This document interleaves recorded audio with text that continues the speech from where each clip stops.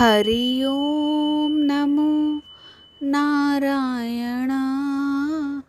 ओम नमो नारायण।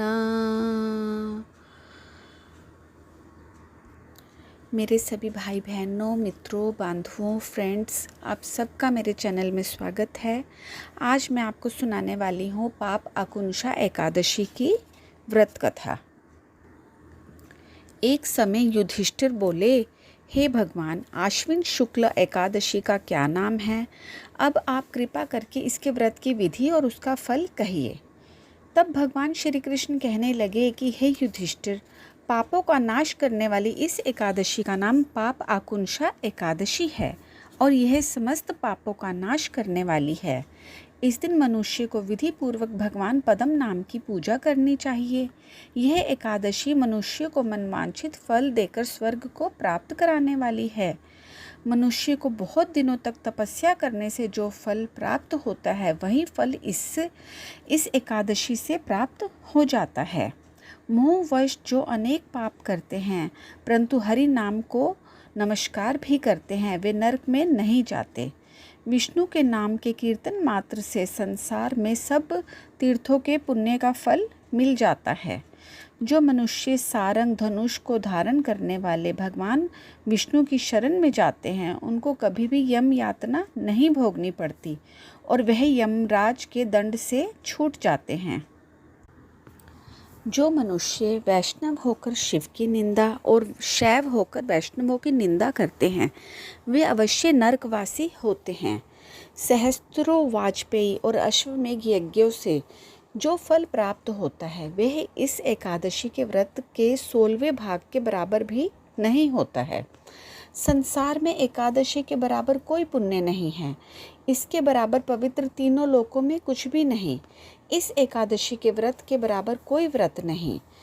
जब तक मनुष्य इस एकादशी का व्रत नहीं करता, तब तक मनुष्य की देह में पाप वास कर सकते हैं। ये एकादशी स्वर्ग, मोक्ष, आरोग्यता, सुंदर स्त्री तथा अन्न और धन को देने वाली है। एकादशी के व्रत के बराबर गंगा, गया, काशी, कुरुक्षेत्र और पुष्कर भी पुण्यवान नहीं हैं। हरिवासर करने से सहज ही में मनुष्य विष्णु पद को प्राप्त होता है।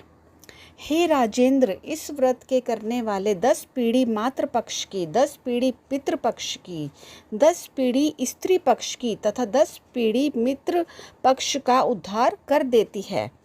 वह दिव्य देह धारण करके चतुर्भुज रूप हो, पीतांबर पहने और हाथ में माला लेकर गरुड़ पर सवार होकर विष्णु लोक को जाते हैं।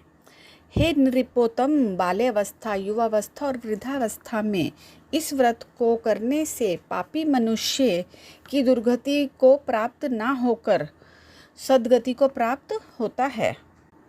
आश्विन मास के शुक्ल पक्ष की इस पाप आकुंशा एकादशी का जो व्रत करते हैं, वे अंत समय में हरि लोक को प्राप्त होते हैं तथा समस्त पापों से मुक्त हो जाते हैं। सोना, तिल, भूमि, गो, अन्न, जल, छत्री तथा जूती दान करने वाला मनुष्य यमराज को नहीं देखता। जो मनुष्य किसी प्रकार के पुण्य कर्म किए बिना जीवन में दिन व्यतीत करता है, वह लुहार की भट्टी की तरह श्वास लेता हुआ निर्जीव के समान ही है। निर्धन मनुष्य को भी अपनी शक्ति के अनुसार दान करना चाहिए तथा धन वालों को सरोवर, बाग, मकान आदि बनवाकर दान करना चाहिए। ऐसे मनुष्यों को यम का द्वार नहीं देखना पड़ता तथा संसार में दीर्घायु, धनाढ्य, कुलीन और रोग रहित रहते हैं। सारांश ये है कि धर्म से सद्गति तथा अधर्म से दुर्गति प्राप्त होती है, इसमें कोई संदेह नहीं। यह सब बताने के बाद श्री कृष्ण भगवान युधिष्ठिर जी से कहते हैं, हे राजन, जो आपने मुझसे पूछा वह सब मैंने आपको बताया और सुनाया। अब और क्या सुनने की इच्छा है सो कहो। राधा कृष्ण की जय, लक्ष्मी नारायण की जय, एकादशी व्रत की जय।